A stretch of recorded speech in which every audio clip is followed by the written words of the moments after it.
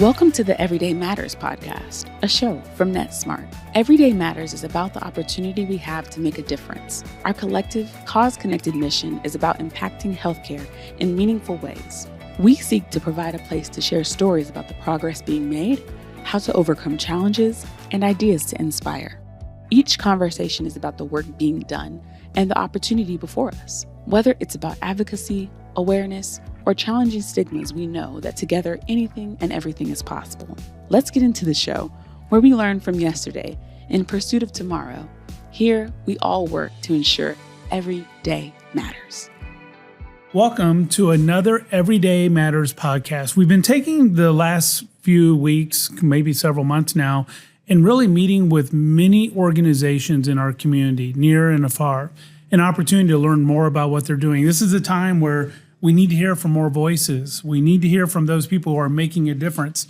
And candidly, I'm a little biased about today's guest. I've had the opportunity to know her for many years and is a mentor of mine, is a disruptor, is a leader for the change of good and showing how you can go make a difference. At Netsmart, we have a value, see no walls. And if I were to describe Susie Gurley, she sees no walls, she sees no obstacles. And you get to know more of her story, you're going to see that. She saw an opportunity, a way to make a difference, and jumped right in. Susie, I'm going to allow you to introduce yourself, but I wanted to thank you first. I want to thank you for all you do for cause and community. And while I know this story started with you personally, it's much bigger than that. And you saw an opportunity to be able to connect with other people and give them a voice and find an opportunity for them to have space at the table to make a difference. And we're going to talk about some of that today. But if you don't mind introducing yourself, talk a little bit about your podcast, and then we'll jump into kind of where you're at right now and where you're going. Okay. Well, that was quite an introduction, Tom. And I'm guessing if my family could hear you call me a disruptor, they would be like, well, yeah, and probably not in the way that you meant. But thank you for your very kind words. Yes, so my name is Susie Gurley, and I started this journey many years ago, marrying my college sweetheart, Dan, creeping up on 34 years ago. We have 3 children, and they are all adults, Jeff, Olivia, and Will, and they are all married, and we have 3 wonderful in-law kids. And I started the Just a Mom podcast now. We're getting close to the 4th anniversary, which is hard to believe. It just seems like yesterday. I remember when you were kind of bringing everyone together, right? Talking about 4 years. Almost 4 years. How many September. You know, I knew you were going to ask me. I think 130. When I was doing my homework, I knew it was over 100, but I wasn't sure because I know you have some. You're just finishing a season. Yes. So I think in the 130 range. Right. Yes. So and so many more yet to come as well. But it's really hard to believe that it's been almost 4 years. And since this whole journey started, well, actually, that was just the part of the podcast. The journey that led me to starting the Just a Mom podcast started many years ago. Well, and I think that's a great place for us to start. I first got to hear you when you invited a bunch of people over from the community. I got to hear more about your story, and I genuinely mean it was inspiring. I got to work with Will and got to now his wife in the play, and I know we're going to jump into that a little bit.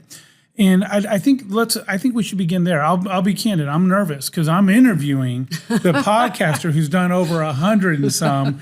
No way I've done that many, but it's such an honor to have you with us today. Thank you. And it resonates so well with our cause and mission that we serve.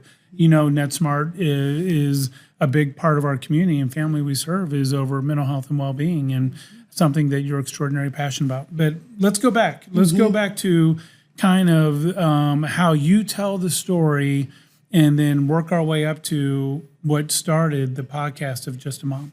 Sure. So I was a stay-at-home mom for many years. I was behind the scenes. I was my children's biggest cheerleader. I hope they would agree with that, and poured myself into supporting them and Dan and doing work in the community and in my church. And actually, as things were kind of changing in my world, where our oldest son had gone to college, I started thinking about what's next for me. I need to think about that, and was starting to actually looking to maybe even going back to school to get back into what I used to do pre-children. And then a big event happened, really, that was life-changing for all of us. And Dan and I were out of town celebrating our 25th anniversary.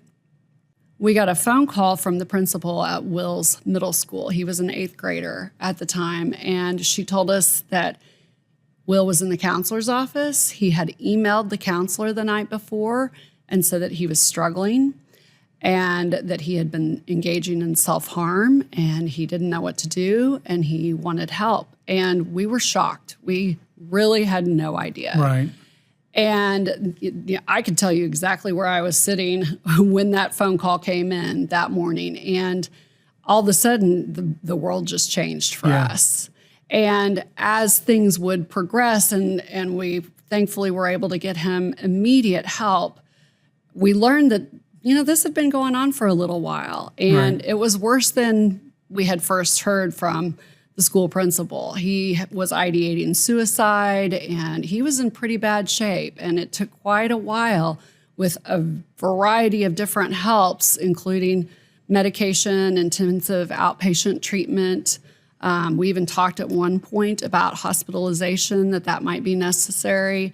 But it was a rough many months of trying to help Will. Well, and let's go back there because I think sometimes people, well, that's Susie, that's not me, that's not my family, and I know that's a big part of why you're doing what you're doing, and you're on your 25th anniversary. Yeah. You guys have been married, good time, family's doing very well. Everybody's going along, writing their story. And you didn't see this coming. No, there was no signs. I'm sure now you look back, there were some signs, but at the time, and life's so busy, there's so much going on, and then all of a sudden, I can only imagine. You probably know what the temperature felt like, where you were sitting, what you were wearing, because that is a startling moment. Yeah, but it's not unlike what other people have experienced. You mind talking, because I know that's part of what your passion is and what led you to this. You're in this moment of, I got to help Will. And then as time and you guys find a path, you recognize this, I'm not necessarily alone in this. And I think back to that time, and it was May 1st, which is, right about this time of year, right? And how it was, yes, looking back, we could definitely say, oh, there were some red flags that we missed. But there were also things that were not red flags, like he wasn't struggling in school and things like that. But when that phone call came and all of a sudden, the world is very much a tunnel into just this, what is happening? How could this have happened? And I cannot tell you how many people have said, how did this happen to a family like yours? Right.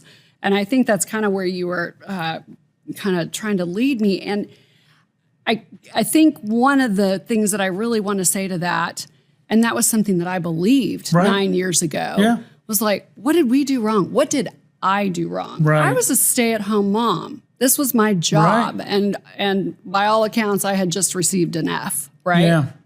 I had just received a massive demotion in my job. I failed in my performance review. My kid was ideating suicide.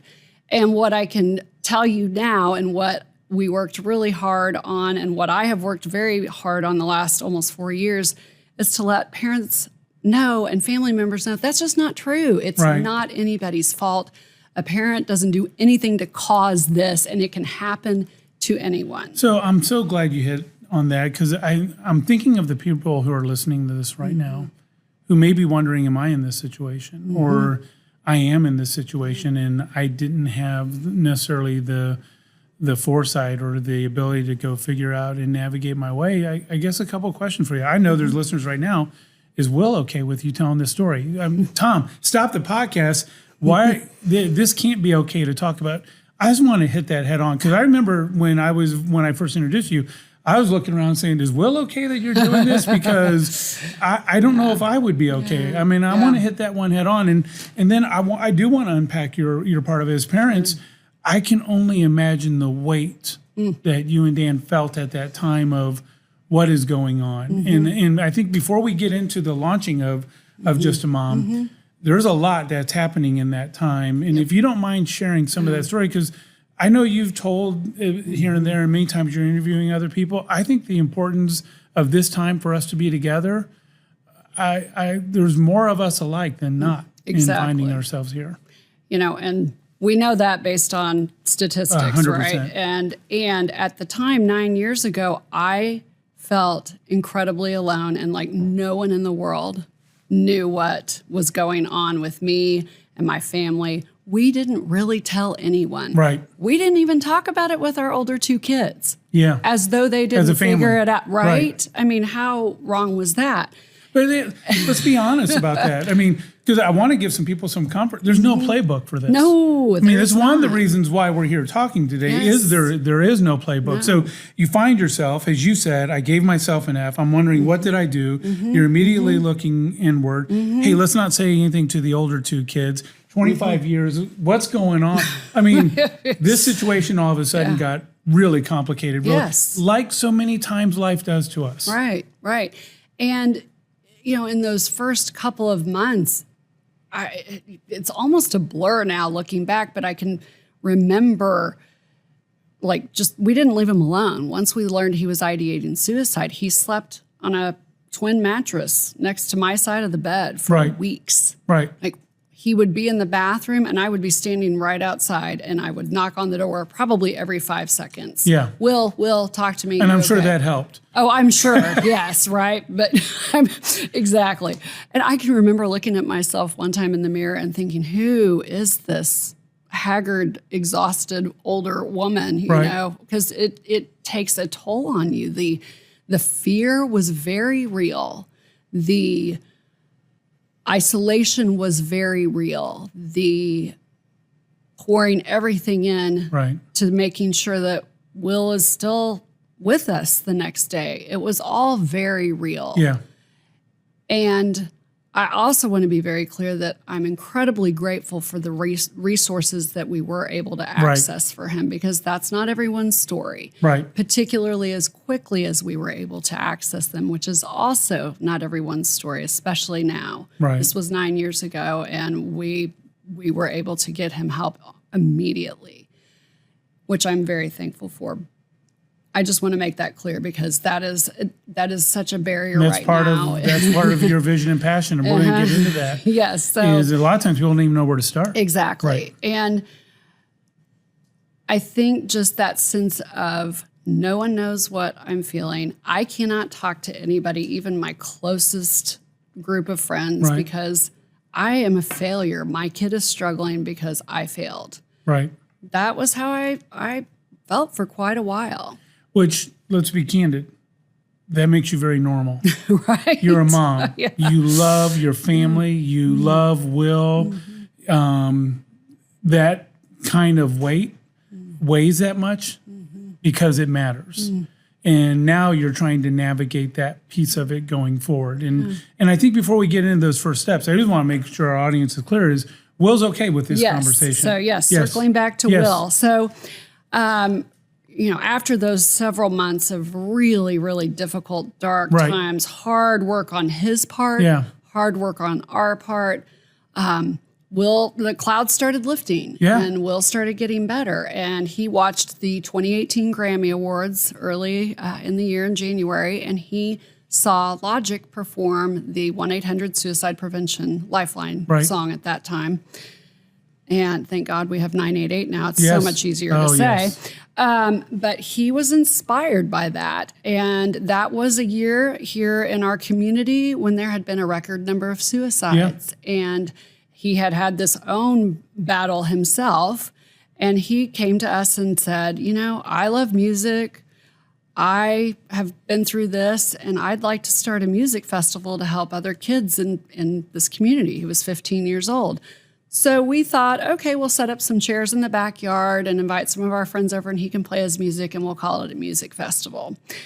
But one of the things about Will that I haven't talked about yet is Will from birth was a big dreamer, always had a lot of ideas and wanted to be involved and busy and doing things and creating things and inventing things. And he had a much bigger vision than we did. Yes. I'll just tell you, I remember getting this, there's a concert going on, and it was going to be at this venue, but it's going to be at this venue, and it grew. Yeah. So he was able to, he pitched the idea to Scott Bacon, who was principal at Blue Valley High School at the time, where Will was a freshman. And Scott was like, Will, I love it. You can have the stadium for free. And I guess I can say that. I don't know. Maybe I shouldn't broadcast that. But Will took off and went from there. He hired a professional sound company. He found bands of teenagers in town. He was very, very passionate about showcasing local talent. And the scariest part to his mother was he wanted to stand up and share his story. Yeah. And I can remember standing in our bathroom one night and telling Dan, I don't know if I'm ready for this. Yeah. Because even, this was several months later, we had shared it with kind of our inner group of folks, but we hadn't broadcast this loudly and widely. And my kid's saying he wants to stand on a stage and talk about his mental health struggles. And that's why I wanted to hit on this, because there's almost, you're telling this story, you almost have to hear it in parallel, because you are trying to find your own healing and reconciliation over what just happened. He is pursuing his story and trying to find it. And this isn't, let's be candid, this isn't for everyone. Not everybody can just go do these types of things. And I think sometimes people are on the other side thinking, well, I have a similar story, but I can't go do that. No, not everybody has to. You're doing that. Will's doing that. Yeah. And I remember I got to be there in the courage of Will to stand up and tell a story with the desire and the passion to want to impact other people for the better spoke volumes. And I think at a time and age, as you and I have pressed more into this over the years, recognizing there's there's stories that need to be told and heard, that you're not alone, that you're going to be okay. So let's pick back up then so we wanted to say Will was cool with this because Will took the lead with it and created a concert of I'm telling everybody around it. And so that, because I think that gives people a different context as you're pressing into this. Well, there's another side of the story. As a mom. Right. As a family, husband and wife. That you wanted to help those people. Will's helping people in his own age group. You saw a void and an opportunity. Tell us a little bit about that journey as you picked up and you're each progressing in finding this place of comfort, place of healing, and a place of courage. Because when Will's up there, I can only imagine as a parent, well, hey, I'm not that bad. You're looking around. How's everybody going to look at me? The next time I walk in school and people hear that, you're like, they're whispering about me.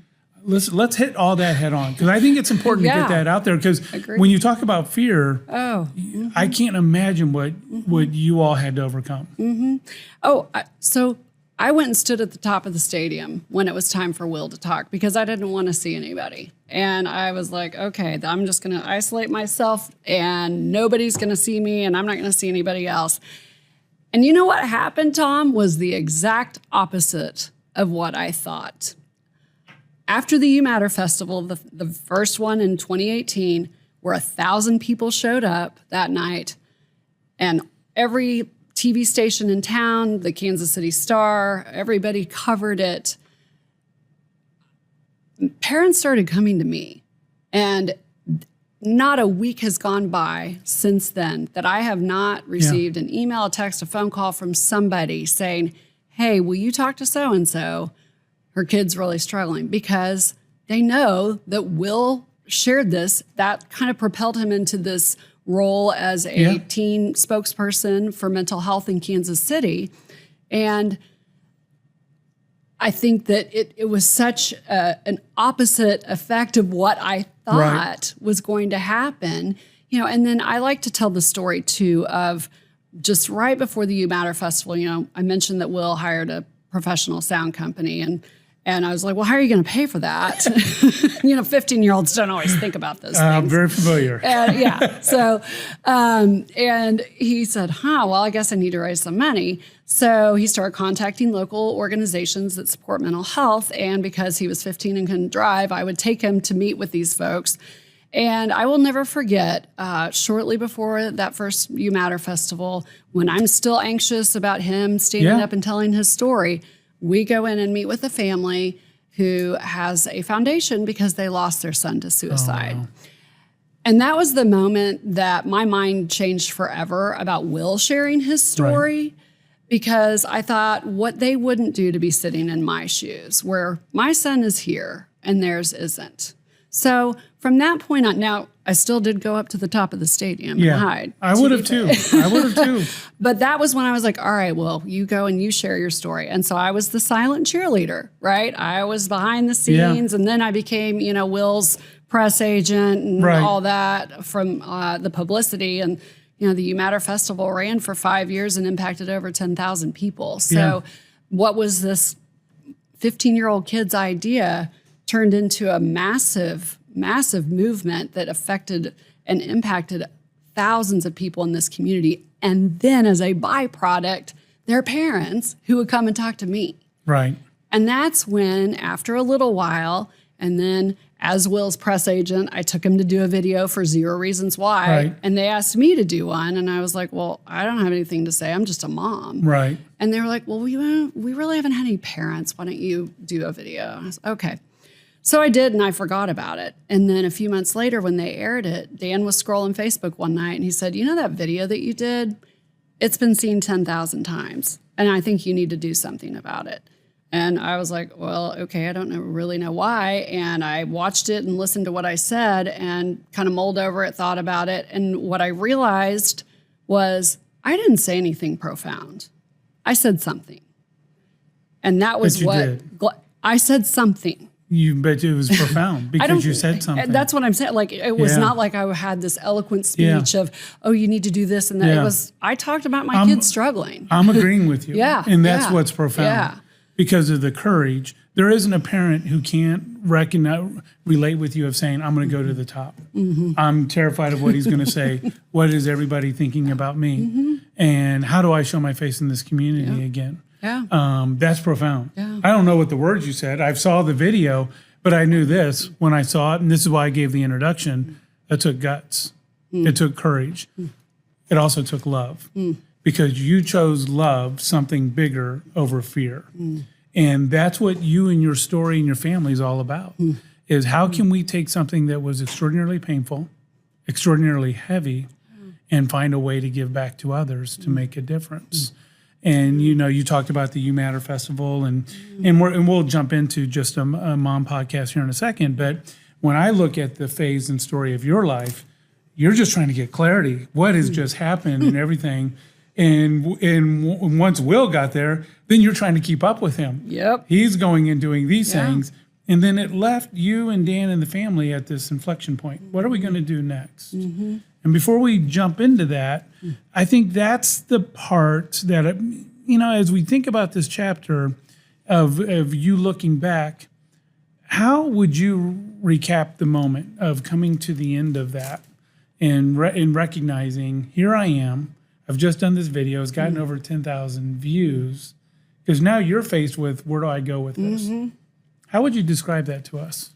Well, again, like the fear of, I don't have any skills. I've been a stay-at-home mom for 25 years, and I don't have the ability to do anything with this. And, Dan is the one who pushed me. He pushed me hard. He's like, you're selling yourself short. You need to think about this. You need to think about your skill set and what you can do. And when I started really researching and then also reflecting on my own experience, I wanted to create the resource that I didn't have when I was in the deepest, darkest depths of Will's struggle. And even several years later, when things are going pretty well and I did this video, there still was nothing out there. Yeah. And so I thought, well, I know how powerful stories are, right? Will standing up there telling his story. The stories are things that people can relate to. And what I would have received as a mom, if I could have heard some encouraging stories from other parents, it would have made all the difference for me. And so that's what I decided to do. Just the Mom podcast was started. It was born. I'm here with Susie Gurley, and we're talking about just an amazing story. We're talking about a story of fear, of courage, and love, of how to give back to others. You just heard Susie briefly describe her vision and passion became, how can I help others? And I think in these times, that's what these podcasts are all about, is how can we take a story that's immensely hard, heavy, painful, and turn it into something good. Susie, I want to thank you again for joining us. And I think that's a great segue for us to jump into that part of it. Just a mom becomes a thought. You even said it. I don't know if you catch yourself. Oh, yeah. But you're like, hey, I'm just a mom. Yep. I think we know you're not just a mom. But I love the name because it's saying, hey, it's nobody special. Anybody can find themselves here. Yep. So let's talk about, so Dan and you are talking, and I don't know if he's pushing, he's encouraging you. I'm going to speak but I know when I remember that night when we first met, when you were sharing the story out there, what a team that you two are, and saying, hey, we're going to take this and find a way to navigate. So take us through that part of the chapter now. Sure. Well, so that was probably 6 years ago. Has it been that long? Yeah. Maybe 7. Yeah. It runs together. After I did that video, it was probably 7. And I drug my feet on it for a while because, again, it's like I can be the behind the scenes person. I was really good at that for a long time. But to put myself out there and be a voice, and I wasn't sure I wanted to do that, Tom. And I just kept dragging my feet. And then I actually ended up working with a coach because I was trying to figure out what I wanted to do next. And in my very first session with my coach, I started talking about this idea of a podcast. And she said, well, what's holding you back? Like, it sounds like you've already figured out what you want to do. Right. And what I realized that I was holding myself back, it was my fear. Again, the fear of, judgment and, all the things that go along with putting yourself out there. And that's why I say we, it was really Dan who came up with the title, the Just a Mom, because I want to make sure people know I'm not a therapist. I'm not a physician. Yeah. I'm just a regular, ordinary old person trying to help share some stories that maybe other people can relate to, and it'll help them get through a hard time. Well, Susie, I'm going to interrupt you because I think that's exactly what people need. They need to realize we're more alike than not. Yes. In a comparison type society that we live in with social media, where we only share everything that's going good. Hey, look, it's good. I'm on vacation. Look at my new vehicle that I bought. Look at my home. And we're always like, and we know the impact that has on kids, but we're not honest about it. It has the same thing on adults as well. And I think the fact that you're not those things is exactly why it's needed. And that's why I was so fascinated when we first got connected. I was like, this is a voice we need. This is a voice that's not heard of. And so, you've got Will out there doing his piece, and we'll talk more about his adventures and things that he's doing. But you were like, I think I can do this. When was that turning point when you went from idea, we just left off with your coach, to I'm going to do this? Pretty much immediately after that, I just felt really compelled and called, like, this is what I'm supposed to do. Right. I don't want to waste my experience, the pain, the fear, the hurt, all the things, if I could just help a couple of people. And I'd seen the impact of how Will did that. Yeah. And I think it's so sweet and ironic that sometimes it's our kids who are leading us. Oh, 100%. Right? And they have so much courage and they have so much to offer. And let's be candid about it. Our kids are much more comfortable with these topics than the era you and I grew up Absolutely. in. And, we're dealing with 5, 6 different generations right Sure. now. That those students or our kids have now become the teachers. Yes. Hey, Mom, Dad, let me show you how to handle these tough topics. These are things that didn't just arise. Yeah, they've been complicated through technology and social media. But these are things that have existed for quite some time. They've just said enough's enough. Yes. And we're going to press in and show you how to navigate those things. And sometimes as parents, we're like, lead away. Yeah. And now I guess it's time for me to do my part. Exactly. And so I always say I've followed I followed the brave trail that my son blazed. Love it. And it was time for me to step up. And I dusted off my old journalism background and thought, all right, I can't turn my computer on, but I know how to interview people. Right. I know how to talk to people. My family can help me with the rest. And believe me, they have. Just like with the You Matter Festival, our family was all in with that. Yeah. And the same with the podcast. My kids have helped me so much with learning how to do all this technology. Right. Will produces the podcast, which is great. beautiful, I think. And, before I started it, I did talk to the other 2 kids in particular. Like, are you guys okay with this, with me putting myself out there? And they're like, yeah, of course we are. So that's awesome. Again, it was a family affair where our amazing kids stepped up, and not just kids, but our in-law kids too, who at the time weren't in-law kids.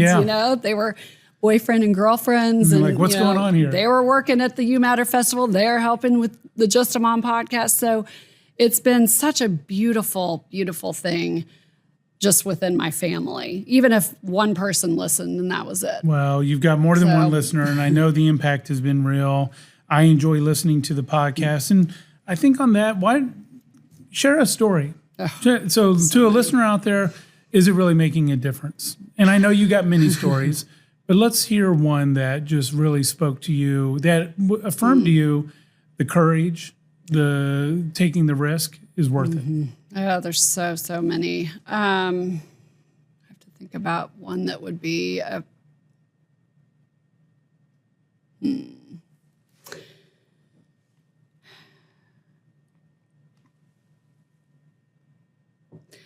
It was an early episode that I did with a mom and daughter who has struggled with disordered eating. And I have had multiple parents say how much that episode helped them because of the eating disorder discussion. And I've done another silent challenge. I think to use some terminology our audience doesn't always isn't familiar with is it's a silent crisis. It's a silent epidemic. And what do you mean by that? Because it's things that often happen that are known but not spoken about. Exactly. And I think that's been one of the really impactful episodes.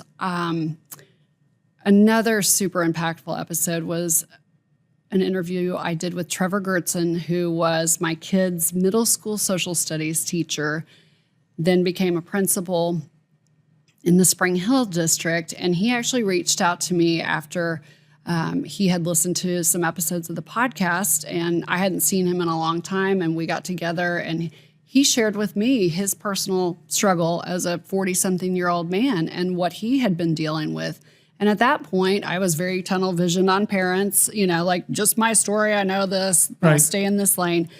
And I thought, he is articulating this in a way that feels so very real to me. Right.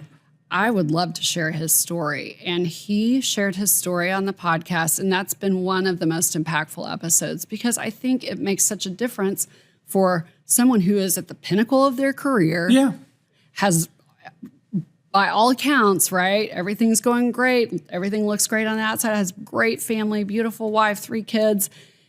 And he's talking about, if I could just wrap my car around that tree, then this pain would all go away. Well, and, we know that men are challenged and have Tim DeWeese, who's our local mental health leader here, calls it the epidemic of loneliness and very unique to men who will give one facade on one side and yet be in pain on the other. And it's a Just a Mom podcast, but you are reaching all demographics Yes. around that piece of it, which is very powerful. Well, and I think that, again, like the first season, I was very tunnel visioned on talking to parents. But what I quickly realized is, and you hit on this earlier, every parent that I have talked to date, except for one, and I don't even know how many hundreds or thousands that is, has said, I did not know what to do, and I didn't know who to call when the crisis hit. And so because of that, I thought, I've got to incorporate more resources, right?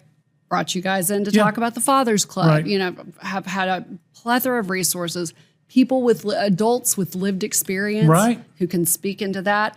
And, you know, to your point, middle-aged white men are the second largest category of death by suicide. Middle-aged, educated white men. I mean, to be even more specific, a demographic that people don't think would be that challenge. Right. Yeah. So just, again, trying to provide these stories that maybe one or two people will hear and say, I thought I was the only one, but now I know I'm not. Well, I mean, something that has you and I gotten to know each other, and why I think the work you're doing is so vitally important. It's what I call the AAAs. There's this awareness piece, is you're driving awareness. The problem is we stop at awareness, is we'll talk about the rates, we'll talk, and we'll be in awe. Oh my gosh, I can't believe that. But it can't stop at awareness. Then it needs to move to advocacy. And the advocacy is, what are we going to do about it? Who am I going to meet with? Who are we going to talk about? The resources don't exist. Let's go create the resources. And then the third part, which I think is the most important, is the action. I'm going to do something. And part of why we're talking today is, how can we better work together to bring meaningful change, disruption? That's why I called you a disruptor. It's a compliment. The biggest innovators, the entrepreneurs, the change makers are the disruptors out there who say, there's got to be a better way. We cannot continue doing this. Why isn't it that there's still no easy way for people to go get connected, to go find help? And that's what Just a Mom became. It was, I'm going to storytell, but you're doing more than that. I know you're speaking. I see you at different shows. Our paths have crossed there. You've connected with other people in the community. What is happening right now with Just a Mom? Well, it's amazing how not only do I get to talk to people in the community, but I talk to people all over the country now. And I would say that 90% of the interviews I do are not local, because people are coming to me from all over the country. Well, it's not, I mean, it's bigger than local. Yeah. It's local, but you've now helped connect other local communities and say, here's a person who can help give us a voice. You know, and that's why things like the Father's Club and Fight Club, and I want to share those resources, because I know there are people listening across 100%. The country where they need to start a Father's Club or a Fight Club in their community too. I do speak. I speak locally. I've done some national speaking at different conventions, conferences, some virtual things. You know, I just try to keep producing these podcasts so that, again, people know that they're not alone and there's hope. Yeah, I think, and it's working, because I remember a few years ago, I would ask people and didn't necessarily know about it, and now people know about it. And I think being courageous is contagious, because people are inspired by your story. People are inspired by the story that you're connecting with, and they're like, I can do this too. And sometimes that's all we need, is we need a little bit of light to help guide us and find that way. Where are you going? So what's next for Just a Mom? That is a great question, Tom. And, you know, I think I can't tell you, because I'm not sure. I've had some pretty cool opportunities to speak at different places. And, you know, there's always the people saying, oh, you need to write a book and blah, blah, blah. And I'm like, yeah, well, I don't know. We'll see. So I don't know, but I'm very open to consider different things. I feel very called and compelled to still produce episodes. I think that's the bread and butter. That's the staple of what Just a Mom is. And we'll just kind of see what happens in the future. I don't have a really great answer for you there. Well, I think in that answer is a great answer, because those stories need to be told. And I think what you're doing is you're giving people light. You're giving them hope. You're giving them a path. to be able to go do that.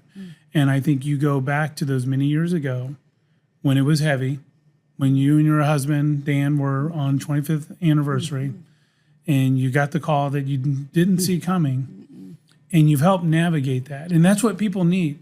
They don't need the answers. They need people who are going to help them find the answers. Because reality, Susie, you and I both know the answer is different, or the direction is different for everyone. But there is something that is common. Community. And you've Just a Mom has created a community. Courage is we all need courage to be able to find that path, and love. That it's the thing that's going to center and ground us forward in that.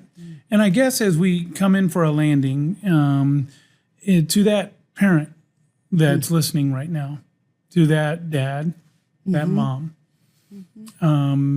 maybe they wondering, is there something going on in my home that I don't know about? Or maybe they just got that call, that email that says, hey, your child has been here. What would you tell them right now? I would tell them, don't give up, especially right now when it's really hard to find help. It's hard to get appointments. It's hard to get into therapists. Don't give up. Don't be afraid to ask your kids the hard questions, or your family member, your loved one. It's okay to ask, are you thinking about harming yourself? And that's something that as a society we have shied away from for a really long time, but the experts tell us we need to ask that question because that helps us know, do I need to call 988 right now? Do I need to drive, my child or my loved one to an emergency room? Or is this something that I can make an appointment or talk to the school counselor or talk to my family physician about seeing what other resources there might be out there? But if you, in your gut, think that there might be something wrong, listen to your gut. It's probably right. And don't just think, oh, it might just be a phase. And, Will was our third child. We'd raised teenagers before. We knew teenagers can be moody and broody and all the things, and yet this completely blindsided us. Yeah. Susie, when you think about the work that you're doing, the stories that you're telling, and the resources, I think some people may think, well, I'm not, that worked for Susie, but I'm not going to go start a podcast. I'm not. That's not what your message is all about. No. Your message isn't even about you got to go tell your story. Right. What is your message about? Well, my message is you are not alone. And to your point of community, that can mean you take the courage to tell one person. Right? It doesn't start necessarily with being Will and standing on a stage and telling 1,000 people, or me starting a podcast. Have the courage to tell one person. Yeah. If something's going on with you or someone you love. Love that. And because we were not created to do this alone. We were created to do this in community. Yeah. And whether that's one person or 1,000 people or 50,000 people, I would encourage people, just take a chance. I love it. I mean, we are more connected now than ever, but we're probably more disconnected than ever. And while we have connections, there's a lot of latency in those connections. To your point about homes and neighborhoods, and not even, it's the ability to even know who is in our community and be able to have those meaningful exchanges. I wanted to thank you. I want to thank you not just for being here today, but more than that. As a member in our community and someone who is seeing the benefits of your work firsthand, it is not only beautiful, it is powerful. You're making a difference. I want to thank Dan and your kids and Will. I've had the opportunity, and probably another whole podcast that we can do, and the plays and how Will is using his gifts to be able to go help other people find that. You're making a big difference. And it's more than just a mom, but it is just a mom. Thank you for joining us today. And I wanted to remind everybody, our whole purpose and mission behind Everyday Matters is just this. It's the connection that Susie and I just had. It was not a podcast. We're just two people, parents, community members, having a conversation about the harder things in life. And not just the hard and the awe and the awareness that we talked about, but the path forward. and how to find that light, how to be that light and to make a difference. But most importantly, how to press in and be a disruptor for good, as Just a Mom has become. It's more than just a podcast. It's about amplifying the stories and the hope and the path that all of us need from time. A reminder that we're not alone and that the difference we make is the difference we become. Thank you for joining us today. And until next time, let's do our part to make every day matter. You've been listening to Everyday Matters, a Netsmart podcast. Keep connected with us by subscribing to the show in your favorite podcast player. If you like what you've heard, please rate the show. That helps us keep sharing the stories that inspire our communities. Thanks for listening. Until next time.